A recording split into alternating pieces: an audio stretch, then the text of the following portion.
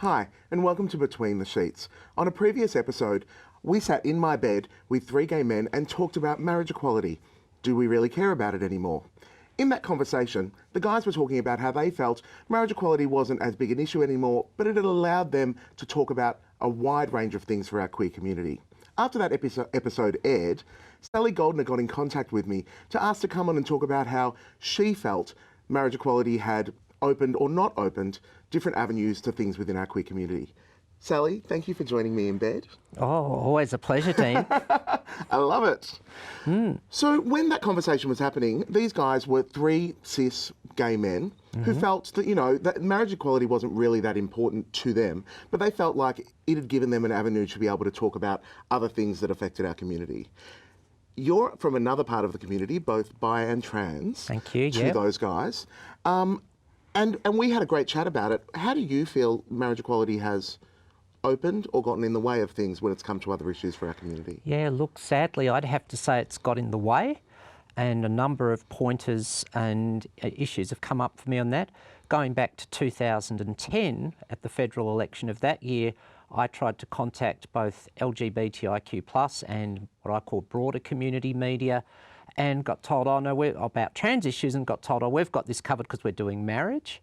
What shifted in 2012, which we began to turn things around, was the two campaigns declaring an interest in both, being the Beyond Blue Left Hand campaign and the campaign No to Homophobia, which included No to Biphobia and No to Transphobia.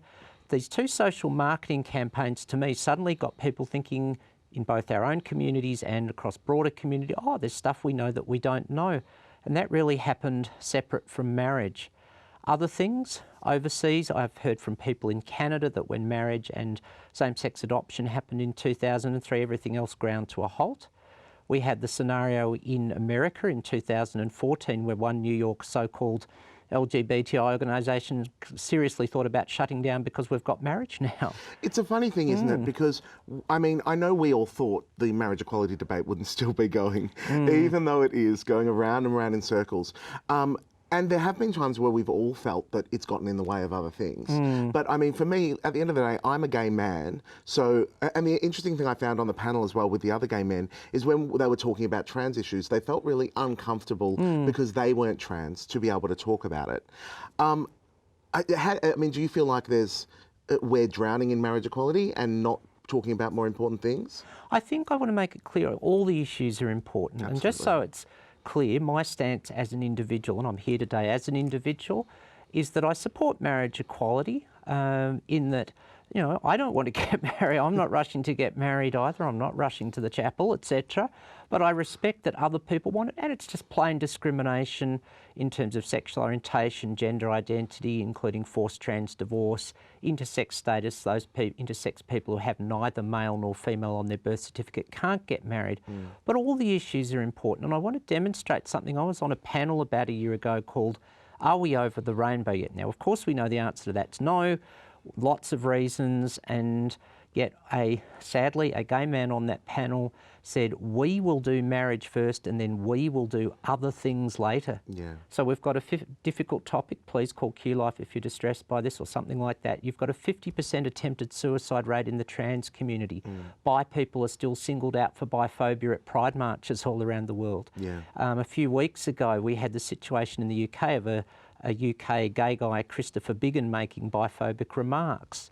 And at least, though, a lot of the LGBTI organisations condemned that and said, you're not emceeing anything for us until you do a change of attitudes. So there's this huge inequity within parts of the LGBTI community, and then there's also income inequities. There's a huge homelessness issue for trans and gender diverse people. And I think a lot of LGBTI people are saying, where are these other issues? And the last point I wanted to make was about 18 months ago, we had the scenario whereby a number of corporations put huge ads in the papers about marriage equality, and everyone said, oh, gee, they're supporting the LGBTI community. Where did the money go? It went to the advertising departments of corporate media. And the thing is, we're screaming out to fund online training modules for existing health professionals so they can be more LGBTI inclusive in general services. I believe that would cost around $100,000 to $150,000. That would benefit all of us, keep some of us alive. and yet we're just spending this money on it. And the thing is, all it would take is communication and respect and equality of listening to each other, and we could have done that press conference, streamed it, put it on ABC 24, Joy, etc., and then reported about it and spent the money on the health stuff. Win-win solution. Listening is that key thing. Yeah. I think as well, within where things have gotten confused. A funny thing with all that stuff with Carl Stefanovic a while back, and I was having a conversation with family members who went, I don't think Carl was being homophobic. And I went, you're completely right. And they looked at me and I went, because it's transphobia, not homophobia. And it's really hard. I mean, we use the term mainstream sometimes like it's a dirty word, but it's not even slightly. But it's really difficult when you're talking with people and interacting with them to get them to understand the many different levels with which we've got. And it really does need to start with us. And you're right, listening, that's why I'm so glad to have gotten you into my bed to have this little chat. Listening is the key part of it. There's another thing that I wanted to ask you while I had you here, because I did feel like those guys felt a little uncomfortable to speak on behalf of, well, they're not trans, so they can't say things or speak on behalf of anything, which is completely fair. But it got me wondering, how can we be better trans allies? I think listen in. There's lots of good resources. The Ally project that was put out by Transgender Victoria, Y-Gender and other groups a couple of years ago has great basic tips. You know, some might seem really basic, but ensure, you know, the name and pronouns that trans and gender diverse people are used. Listen for obvious transphobia, such as that premeditated segment, although I'll be very fair, I think Carl's apology was very genuine. Absolutely. And he's put himself very clearly in, and the show to a large extent, in a position where they couldn't do it again in the future. Exactly. You know, other things, support people. Go nothing like a bit of retail therapy. Go clothes shopping with a trans person who's affirming their identity, because sometimes at that point where people's gender expression isn't quite clear, they're barred access to changing rooms. If you've got a witness, that's a good backup, and it's always fun to go shopping together. Totally anyway. fun. Lots of tips. I love retail therapy.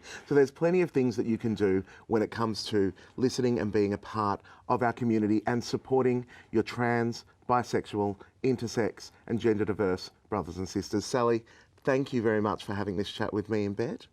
I look forward to having you joining me next time. Cool.